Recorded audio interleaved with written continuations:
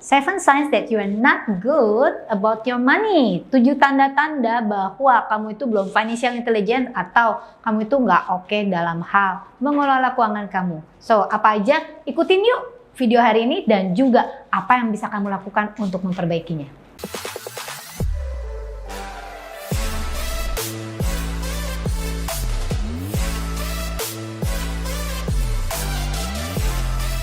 Welcome teman-teman di Teta Megi TV channel, saya dengan Clara Angeline. Sebelum kita lanjutkan, yuk kita subscribe dulu dong di video kita. Dimana di channel ini kita banyak membahas tentang law of attraction, tentang money magnet, and also money management.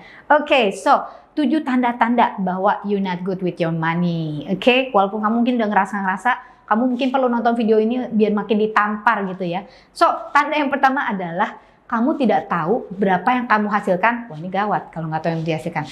Dan juga terutama berapa yang kamu keluarkan setiap minggu, setiap bulan. Nah, kalau kamu nggak tahu berapa yang kamu keluarkan, artinya kamu agak sembarangan nih dengan uang kamu.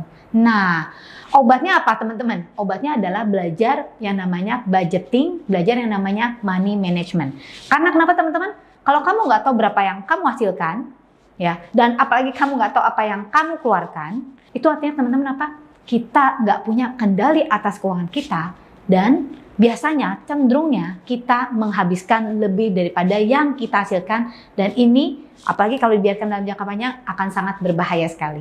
Yang kedua, kalau kamu punya hutang kartu kredit, apalagi bukannya makin mengecil, lama-lama makin membesar, ya.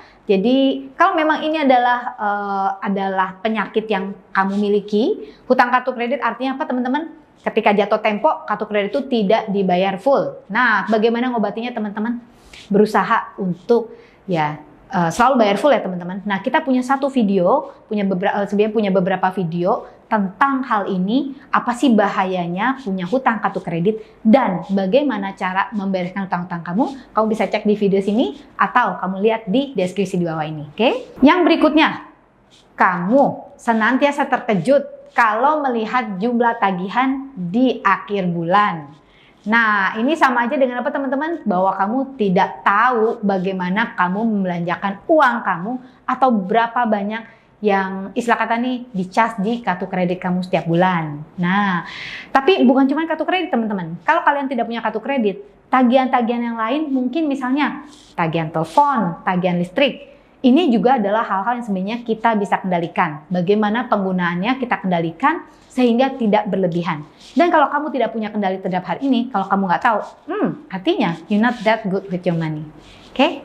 Nah, yang berikutnya, very obvious, kamu selalu stres tentang uang. Ketika kita nggak punya kendali atau kita nggak tahu nih jumlah pengeluaran atau pendapatan dan pengeluaran, kita biasanya stres.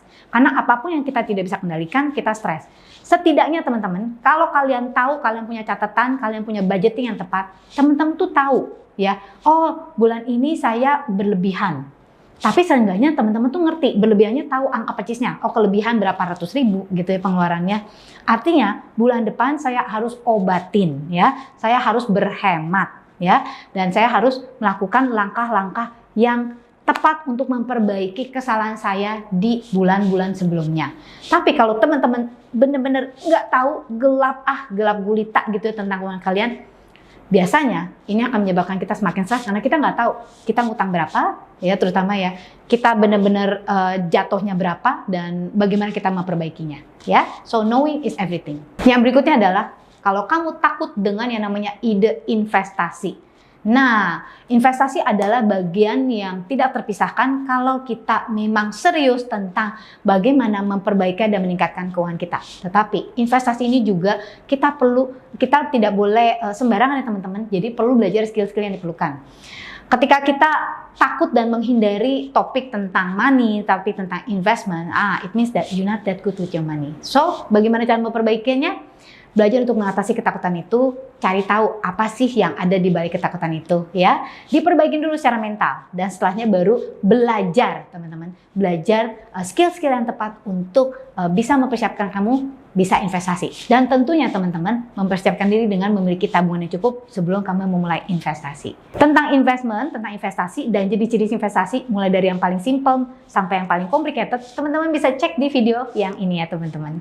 Nextnya, kamu selalu bayar yang namanya late fee atau denda keterlambatan. Kadang-kadang teman-teman di beberapa kartu kredit denda keterlambatan itu cukup tinggi loh teman-teman. Dan juga di banyak tagihan lainnya.